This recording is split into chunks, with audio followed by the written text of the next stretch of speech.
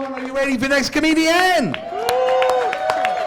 Comes all the way from Olympia, Washington, where she is the president of the Body Mechanics School of Massage. Very funny and just a great human being. Put you guys together for Shari Aldrich.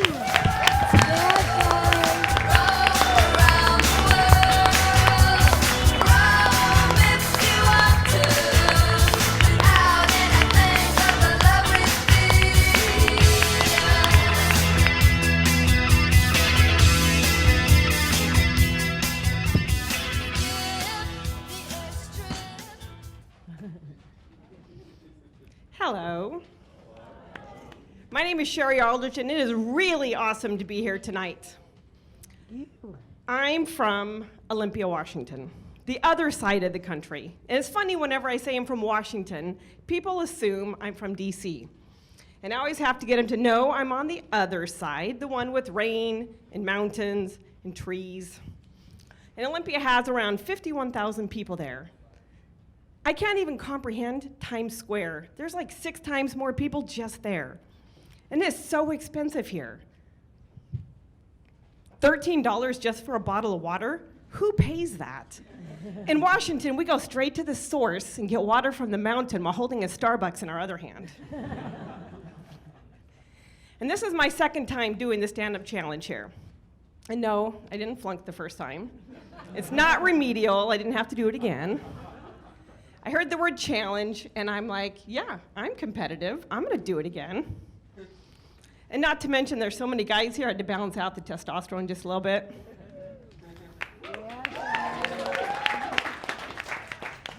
And between April and now, I did comedy at my home in Olympia, Washington, at a bar, at intermission for an Irish rock band. And it was shittier than it sounds, okay? The band was awesome. The bar sucked. But when I told Matt about the opportunity to do that, he said, "How'd you hear about it?" And I said, "Well, from Glenn." And he said, "Who's Glenn?" I said, "My financial planner." You know the type, financial planner by day, Seamus, Lord of Death by night. It's kind of like giving your money to Ozzy Osbourne. What's a bloody mutual fund? But I started my first time at Caroline's on Broadway. And I like to start out with a bang and just keep it going. But doing this challenge has been a lot of fun, and working with Matt is awesome. He had us come up with a set based on our life and think back to our life or business and come up with a set. And me, all I could think about was all these times that I got injured as a kid. The document I sent to him looked like my medical records. But I sent along my HIPAA privacy release so he could read it. The first time I got hurt, I was 3 years old. I fell getting out of the bathtub and needed stitches in my chin. And my dad told me if I was good and didn't cry, he'd buy me ice cream. Because that's how you bribe kids back then, ice cream. Kids today, if you need to bribe them, it's ice cream, $100, and a trip to Disney World. When I was 4, I fell out of a moving car. You heard me, a moving car. My dad went around the corner and I went flying out like it was Terminator chasing John Connor. But I hit the ground, stood up, and I still to this day imagine the conversation in the car. "Dad, we can get rid of one if I just keep going." Mom hitting him in the shoulder, yelling at him to stop. Better I chase after the car than get left on the mean streets of Idaho. When I was 5, I busted my ankle on a teeter-totter. My sister was holding me hostage on the top, and she got off, and I went slamming down onto my ankle. Kids today have no idea what the teeter-totter was like back then. They're moving like 4 inches. Pretty soon it's gonna be 2 kids on a 2x4 blinking at each other. Unless blinking makes them feel bad about themselves, in which case, hashtag no blinking.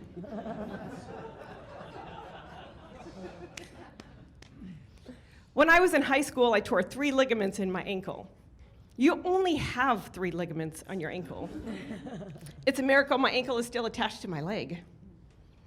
Years later, I completely ruptured my ACL playing soccer and needed 2 surgeries. A few years after that, I tore a groin muscle playing soccer. So yeah, I really love soccer, and I wanted to play it in college. But my brother told me they run 5 miles a day for practice, and I was like, oh, hell no. The pain, the agony, the surgeries, no problem, but 5 miles was a deal breaker. The thing is, I have since run 3 full marathons. Thank you. The first one was in 2004, and the farthest I ran before that was 13 miles. And it was no breeze. Mile 17, I was walking, feeling a little sorry for myself, wondering why I did this. And some old guy, no lie, goes running past me like this. And I thought, that fucker's not beating me. I'm competitive. Started running. 8 miles to go. I'm in the porta potty, scraping dried snot off my face. That's something you don't see in a Nike commercial. Mile 20, I turned the corner and I saw the biggest fucking hill I've ever seen in my life. And I thought, what asshole puts that at mile 20? You put that at mile 3 when we're all fresh. But then I heard it, the theme to Rocky, playing over and over. I got my ass up the hill and all the way to the finish line. And because running a marathon is like having babies, you forget the pain and the agony and you do it 2 more times. But honestly, all of that seemed like it was just warm up for the big one. 5 years ago, I did this. I lost my finger participating in an obstacle mud run. It wasn't a fun mud run. In fact, I call it a mudder-fucker. But it's all right. I haven't let it slow me down. And the good news is, if you're going to lose a finger, at least it wasn't this one. But since I don't have a middle finger, am I really flipping you off? I don't know. Like Matt said, I'm a massage therapist, and I own a couple of injury treatment massage schools. And I don't massage much anymore, but I do still have a few regular clients. Some even ask for a 10% discount.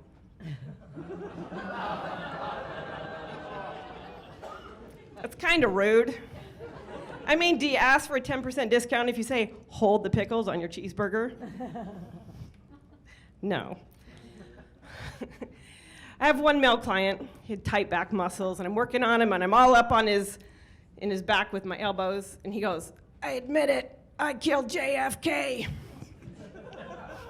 Another male client, he likes to say 9-finger massage, 11 fingers of pain. Anyone else notice it's the guys who are tapping out? But I notice funny things outside the massage room too. Like, I cannot scrape crumbs off the counter at home. Is that a disability? I wonder if I can get a service dog. And if I get change at a store and they put it on the counter, I can't get that either. Literally leaving money on the table. If I'm at a Star Trek convention, I confuse the shit out of them. Is it live long? Is it prosper? I don't know. My little piggy never gets to go wee, wee, wee all the way home. I can't drink tea with the queen anymore. And that bitch keeps calling me.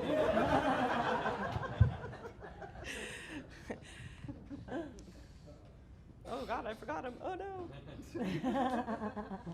I can't pick my nose. Well, I can, I guess, but if I go to get soap out of the dispenser, no lie, it goes beside me every damn time. Every time.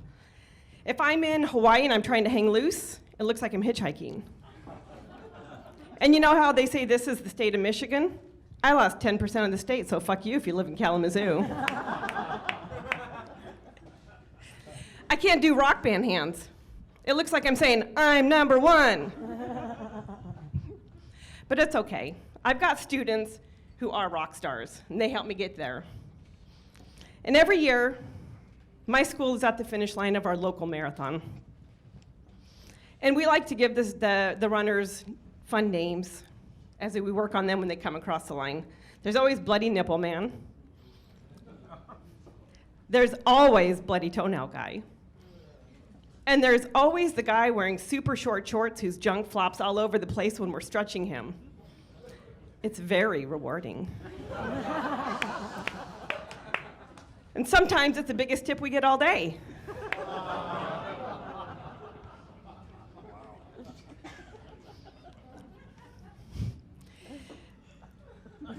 It takes a lot into becoming a massage therapist. My program is 10 months long. And a lot of you probably think you're a massage therapist, but let me tell you, just because you give somebody a back massage that leads to sex, you are not a massage therapist. We have rules. We have to teach the students the rules to follow. There's hygiene, there's sanitation, there's client safety, there's intake, there's boundaries, there's consent. There's all kinds of stuff that goes into a 10-month-long program to teach massage. But when I travel, there's no rules. This is something I've noticed. We have rules, no rules in the rest of the world. I was in the Netherlands once getting a massage from Peter, who said, "I will do my best." And I go into the room, and he tells me to go ahead and he's gonna leave. I'm gonna get undressed, and I'm gonna put on the bathrobe and wait for him to come back in, and he'll teach me, or tell me to get on the table. And I thought, why not just cut out the middleman and tell me to get on the table? But I played by Peter's rules. So he comes in, I'm standing there, got the bathrobe on. He goes to the massage table and picks up the towel and says, "Go ahead and hang up the bathrobe and get on the table." Okay, I tritzy across the floor naked to lay on the table. Anyone notice that when you picture yourself running naked, or you see someone running naked, they're always running like this? Imagine Arnold Schwarzenegger for just a minute running naked. But Peter, he did his best. I'll do my best to never see him again. Another time in the Netherlands, I got a massage. Again, it was the towels. Okay, so I'm laying on the table, and I'm face down, and there's a towel on me. I'm like, what is this thing about the towels anyways? In the US, it's sheets and blankets, but towels. And so it's time to roll over. And this lady folds up the towel and tells me to roll over. Okay, I guess my girls are gonna say hello now. I hope they give her nightmares. In the US, that's a class 2 felony. In the Netherlands, that's just another Tuesday morning in Amsterdam. Again, scope of practice. We have laws that we have to follow in the US. We can't do things like chiropractic adjustments. But I was in Thailand getting massage, and this chick had me twisted and turning every which way. She, I swear to God, had her legs wrapped around me. I'm leaning back into her, and she's got me twisted, and I couldn't figure it out, and I was laughing so hard because I was popping and hurting everywhere. And she's laughing at me because I was laughing at her. It was so funny. And I thought, what school did you go to? Where's the rules? There's no rules. I was on a cruise ship, and I got a massage, and she gave me disposable underwear to wear. And after the massage, I stand up and I get dressed, and I'm looking for a garbage can to put these disposable underwear in, and I can't find one. And she comes in, and I say, where do I put these? And she held out her hand, which made me wonder, like, were these new? Is she just going to give them to the next person? I don't know. There was no rules. And over the years, I've done a lot of self-development. I self-developed myself right out of my 23-year marriage. 2 months after I lost my finger. So that was fun. I guess I didn't think I had enough stress in my life. But it's really allowed me to grow, you know, like figuring out how to do all the dick work around the house. And I have 2 kids, Haley and Ashley. And they are my pride and joy. They work with me, and they get to see me as a strong woman leader, and together we're building something that we're very proud of. And each of them has 2 kids, so that means I have 4 grandkids. That gets me every time. The names they come up with to call me, Grandma, Mama, Gurma, Dama, and Namu, I don't know where they come from, but I'll answer to any one of them. And speaking of grandmas, mine were pretty funny. I had one grandma who always had little tea parties for us. She'd cut the crust off the bread, cut it into little forks, and Kool-Aid in the cups. Really sweet. The other grandma, she smoked and drank 2 liters of Coke a day. And she liked to keep her dentures in her dress pocket.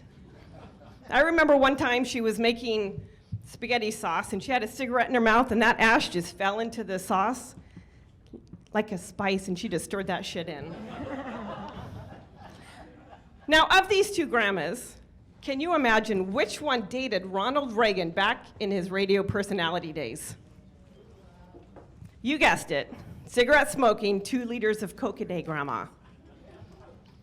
She could have been the first lady.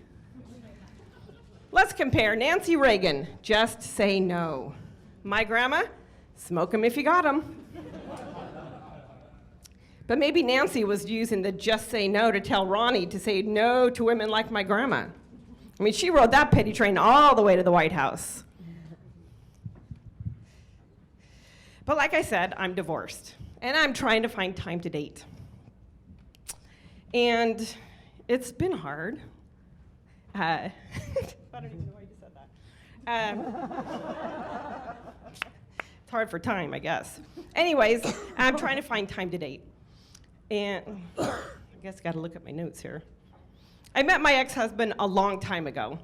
We worked together at a photo finishing lab. And the things that we did in the dark room are probably why they have cameras and HR in the workplace today. Plus, he was 10 years older than me, so hashtag me too. Ooh. But I'm on the dating sites like Bumble. And one thing I've noticed is that guys do not know how to take a flattering selfie of themselves. They're out of focus or their face is so large in the screen. And I figure if they can't figure that shit out, no way are they gonna be able to keep up with my crazy life. Swipe left. And plus, guys want to date women who are like 20 and 30 years younger than them. And I already gave up one who's 10 years older than me, so no way am I gonna go with that shit. But since I like to travel, I figure when I need to get touched, I'll just go through airport security. Sometimes I put stuff in my bag just to trigger the pat down. That's all I got tonight. You guys have been great.